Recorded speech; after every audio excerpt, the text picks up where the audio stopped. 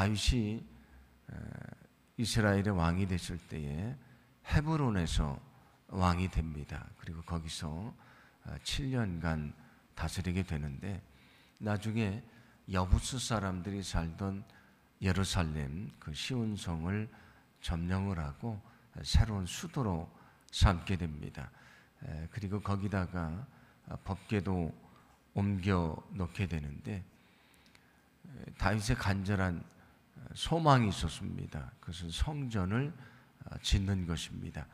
그런데 하나님이 말씀하시기를 내가 전쟁을 통해서 많은 피를 흘렸기 때문에 내 손으로는 거룩한 성전을 짓을 수 없다고 말씀을 합니다. 그리고 하나님이 약속해 주신 것은 내 아들 솔로몬을 통해서 성전을 짓게 한다고 약속을 하십니다. 다윗은 성전 건축을 위한 재료를 다 준비를 하고요, 또 성령을 통해 주셨던 성전의 설계도도 있는데 그 설계도도 솔로몬에게 주게 됩니다. 솔로몬이 7년에 걸쳐서 예루살렘 성전을 건축을 하는데, 오늘 역대하 6장 말씀은 솔로몬이 성전을 건축한 다음에 하나님께 간절히 드리는 기도입니다. 그래서 역대하 6장 전체가 솔로몬의 간절한 기도인데, 오늘 기도를 통해서 우리가 몇 가지 중요한 교훈을 좀 얻게 됩니다. 성전을 건축한 다음에 그가 백성들을 어디로 모읍니까? 성전으로 모읍니다. 그는 어떻게 합니까?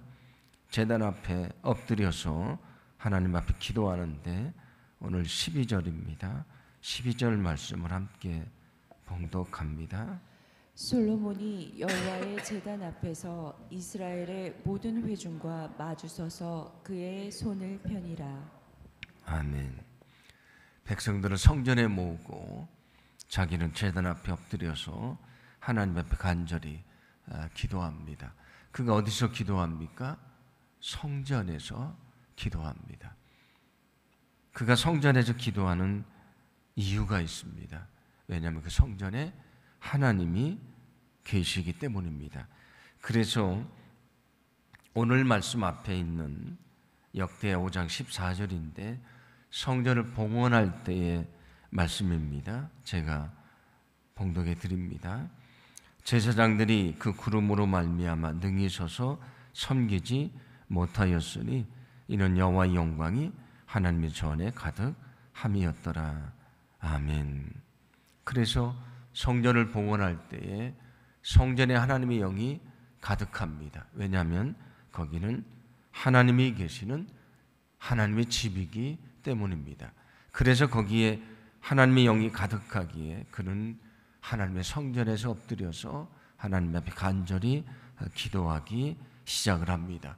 그러면서 그가 오늘 기도를 통해서도 성전에서 기도하라 그렇게 얘기를 합니다. 22절 말씀 보시면 너희가 죄를 졌다면 하나님의 성전에 찾아와서 거기 엎드려서 눈물로 회개하라. 그때 하나님이 너희의 죄를 용서해 주실 것이라고 말씀을 합니다. 우리가 인생을 살다가 실패할 때가 있지 않습니까? 24절 말씀 보시면 너희가 전쟁에 패했을 때, 너희가 실패했을 때 이 성전으로 달려와서 여기서 엎드려 기도하라고 말씀을 합니다. 32절 말씀 보시면 심지어 뭐라고 말씀하냐면 이방인들도 만약에 이 성전을 사모하고 여기에 달려나와서 여기서 엎드려 기도하면 너희의 기도를 들어주실 것이라고 말씀해 줍니다. 우리가 왜 성전에 달려나와 기도해야 되는 것인가? 그것은 이 성전은 하나님이 계시는 하나님의 집이기 때문입니다. 예수님은 또한 이렇게 말씀을 하십니다. 성전에서 장사하는 사람들을 내어 쫓으시며 하신 말씀인데 마태복음 21장 13절입니다. 함께 봉독합니다. 그들에게 이르시되 기록된 바 내 집은 기도하는 집이라 일컬음을 받으리라 하였거늘 너희는 강도의 소굴을 만드는도다 하시니라. 아멘. 예수님이 구약 성경 말씀을 통해 뭐라고 말씀합니까? 내 집은 기도하는 집이다. 그런데 너희들이 여기서 장사를 하고 거기서 부당하게 이득을 취하는 강도의 소굴로 만들어버렸다. 이 성전이 장사를 하는 곳이 됐다. 이곳은 만민이 기도하는 집이다. 이 집은 하나님이 계시는 기도의 집이라고 말씀해 줍니다.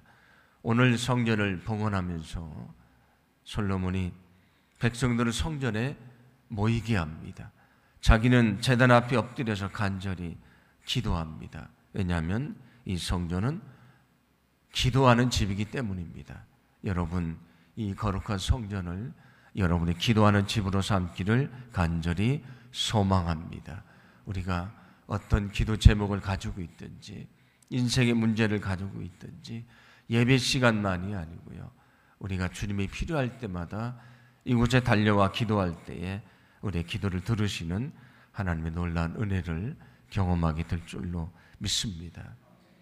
제가 먼저 섬기던 교회에는 어떤 분이 아침에 출근할 때마다 성전에 들려서 기도를 하고요. 퇴근할 때마다 기도를 하시는 분이 계셨습니다.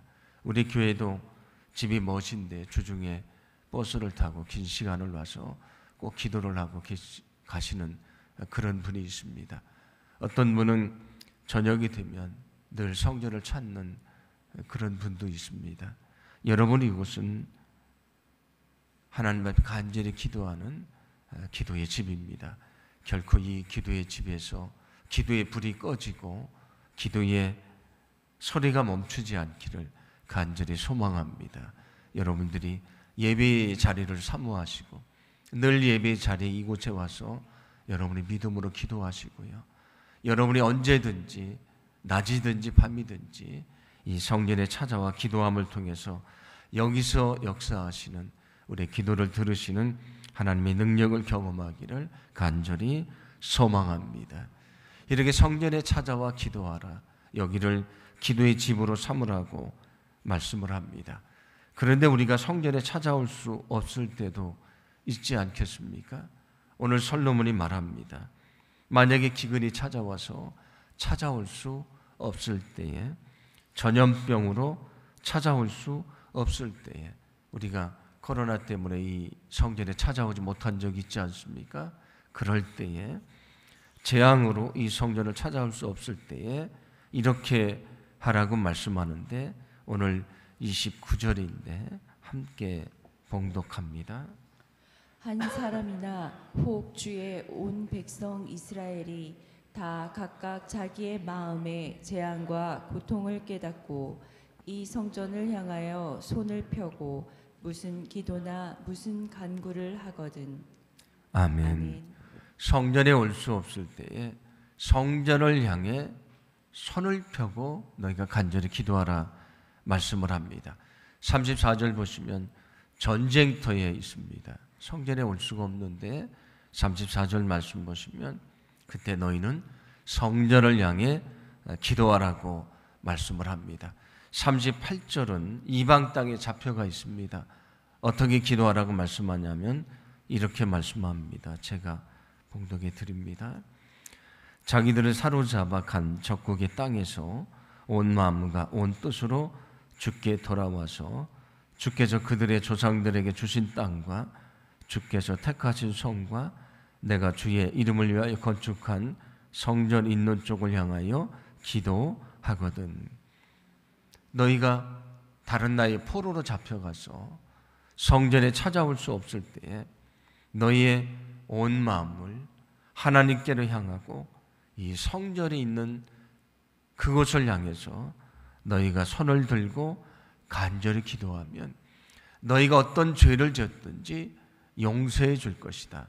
너희를 다시 이 고향 땅으로 돌아오게 할 것이라고 말씀해 줍니다. 성전은 어떤 곳인가? 우리가 기도하는 집이라고 말씀드렸습니다. 만약에 우리가 성전을 찾아올 수 없다면 성전을 향해 기도하라고 말씀합니다. 여러분, 성전을 향해 우리가 간절한 마음으로 기도하기를 소망합니다. 다니엘은 앞으로 30일 동안 왕 이외에 어떤 신이나 사람에게 구하면 사자굴이 던져진다는 금령이 선포됐는데 어떻게 합니까? 다니엘 6장 10절 말씀인데 우리 함께 봉독합니다. 다니엘이 이 조서에 왕의 도장이 찍힌 것을 알고도 자기 집에 돌아가서는 윗방에 올라가 예루살렘으로 향한 창문을 열고 전에 하던 대로 하루 3번씩 무릎을 꿇고 기도하며 그의 하나님께 감사하였더라. 아멘. 그는 금령이 선포된 것을 알았지만 늘 하던 대로 예루살렘을 향한 창문을 열고 그리고 기도했다고 말씀을 합니다. 왜 그 창문을 열었습니까? 그가 지금 포로로 잡혀와 있지만 그곳에 하나님의 성전이 있기 때문입니다. 히스기야 왕은 삶의 문제가 있을 때에 적군이 위협하고 침입할 때에 늘 성전을 찾아와 기도하던 사람입니다. 그런데 그가 병들어 죽어갈 때에 그가 성전에 올 수 없을 때에 그가 벽을 향해 기도했다고 말씀을 하는데 그 벽이 어디인가? 아마도 성전을 향한 벽이었을 것이라고 생각을 합니다. 성전에 나올 수 있을 때는, 건강할 때는 성전을 찾아 나와 엎드려 기도하고요. 지금 병들어 죽어가서 침상에 있을 수밖에 없을 때에 성전을 향해 간절히 기도했다고 말씀을 합니다. 전에 어떤 분은 자기 거실에서 이렇게 보면 교회 십자가가 보입니다. 특히 저녁이 돼서 그 십자가에 불빛이 들어오면 그 십자가가 더 선명하게 보이지 않습니까? 불이 켜지는 그 시간은 자기가 기도하는 시간으로 삼았다는 분을 얘기를 제가 들었습니다. 그래서 성전에 불이 켜질 때에, 십자가의 불이 켜질 때에 그는 거실에 엎드려서 그 성전에 있는 십자가를 바라보며 믿음으로 기도했다고 고백을 합니다. 우리가 성전에 찾아 나와 기도하기를 원합니다. 만약에 여러분이 성전에 찾아올 수 없다면 성전을 향해서 여러분의 믿음으로 기도하기를 간절히 소망합니다. 왜냐하면 여기 하나님이 계시고 여기가 기도하는 집이기 때문입니다. 그때 우리의 기도를 들으시고 응답하시는 하나님의 놀라운 은혜를 경험하게 될 줄로 믿습니다. 오늘 13절 말씀을 보시면 솔로몬의 기도하는 모습을 이렇게 말씀을 하는데 제가 봉독해 드립니다. 그가 그 위에 서서 이스라엘의 모든 회중 앞에서 무릎을 꿇고 하늘을 향하여 손을 펴고 아멘. 여기 말씀을 보시면 그가 하나님 앞에 어떻게 기도를 합니까? 무릎을 꿇고 하늘을 향해 기도했다고 말씀을 합니다. 전에 우리나라에서 그 이명박 대통령 그 장로님이시지 않습니까? 그때 한번 좀 논란이 된 적이 있습니다. 왜냐하면 그분이 조천 기도에 갔는데 그때 사회를 보시던 목사님이 이제 우리 다 무릎을 꿇고 기도하자 그랬습니다. 그러니까 그 이명박 대통령이 장로님이시니까 그 강단에 있다가 내가 무릎을 꿇어야 되는지 말아야 되는지 고민을 하시게 됐습니다. 근데 그 옆에 계시던 영부인이 이렇게 무릎을 꿇으라고 해서 그 강단에서 현직 대통령이 무릎을 꿇었습니다. 그랬더니 어떤 분들은 또 말하기를 어떻게 한 나라의 대통령을 무릎을 꿇게 하냐, 한 나라의 대통령을 어떻게 무릎을 꿇게 하냐. 그렇지만 그래도 한쪽에서는 그분이 신앙적으로 행동을 한 것인데 물론 그분도 고민을 한 것 같습니다. 내가 대통령인데 무릎을 꿇어야 되나?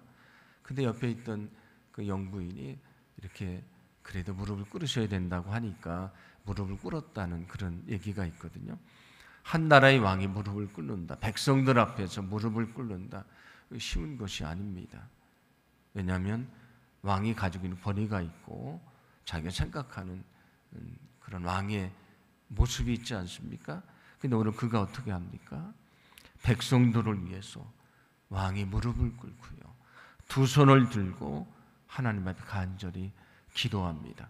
백성들에게 솔로몬 왕이 무엇을 가르쳐 줍니까? 너희도 그렇게 기도하라고 가르쳐 주는 것입니다. 예수님이 겟세마네 동산에 어떻게 기도하십니까? 예수님이 무릎을 꿇고 예수님이 통곡하며 기도하십니다. 엘리야도 무릎을 꿇고요, 무릎 사이에 그 머리를 놓고 기도했다고 말씀하지 않습니까? 바울도 에베소서에서 내가 무릎을 꿇고 기도했다고 고백을 합니다. 베드로가 다비다를 살릴 때도 무릎을 꿇고 기도합니다. 스데반도 순교할 때 무릎을 꿇고 기도합니다. 에스라도 민족을 위해서 기도할 때에 무릎을 꿇고 기도합니다. 다니엘도 하루에 3번씩 무릎을 꿇고 기도합니다.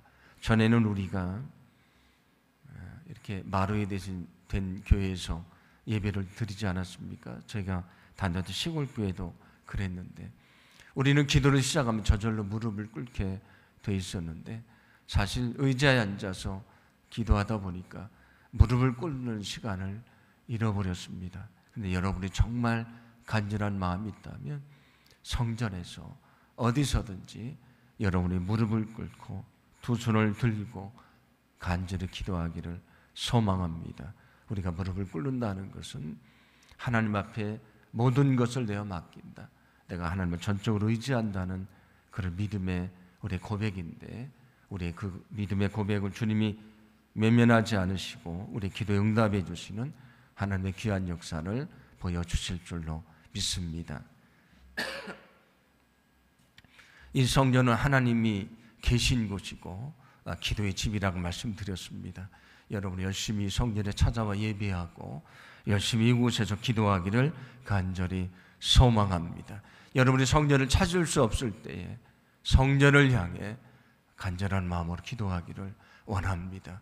정말 주님 앞에 엎드려서 우리가 두 손을 들고 간절히 기도할 때에 오늘 우리의 기도를 들으시고 우리의 삶을 인도하시는 하나님의 귀한 역사를 보게 해 주실 줄로 믿습니다. 이 시간 우리가